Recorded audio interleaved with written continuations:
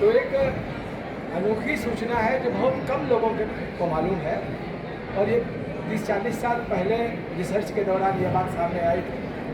आप जानते हैं कि अंग्रेजी के एक बहुत बड़े रोमांटिक कवि हैं शेली। शेली ऑक्सफोर्ड यूनिवर्सिटी में पढ़ते थे। 19-20 साल की उनकी उम्र होगी। उस उम्र में उन्होंने एक रचना लिखी, poetic essay. in defense of poetry. हाँ, पोएटिक एसे लिखी और वो पोएटिक एसे उन्होंने अपने नाम से नहीं छपाई। उस पुस्तिका को उन्होंने दूसरे नाम से प्रकाशित की और उसमें उस पोएटिक एसे में उन्होंने भारत में जो किसानों पर अंग्रेजों का अत्याचार हो रहा था उस अत्याचार का वर्णन किया और उसका विरोध किया।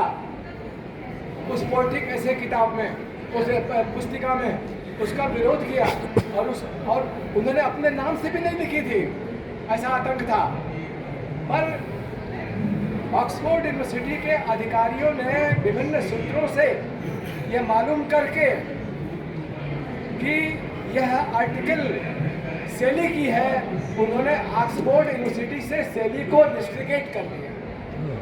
आप कल्पना कीजिए कि भारत के किसानों के ऊपर अंग्रेजों के अत्याचार के लिए अंग्रेजी का एक कवि अगर यूनिवर्सिटी से बहिष्कृत होता है तो ये कैसा ये क्या है, ये कितनी बड़ी घटना है ये।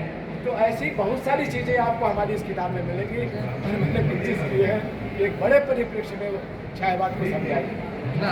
चलिए सर, मैं पहले यही कह दूँ, बातचीत के लिए समय तो कम है, मुझे वैभव जी से एक सवाल पूछना है आखिरी।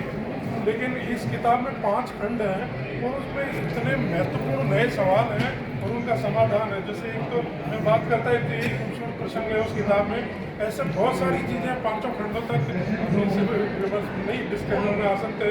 तो मैं आखिरी सवाल वैभव जी से पूछ लेता हूँ कि सर, पुस्तक में एक अत्यंत मार्मिक प्रश्न उठाया गया है कि क्या हमने कुछ खोने का बोध, सेंस ऑफ लॉस बचा है?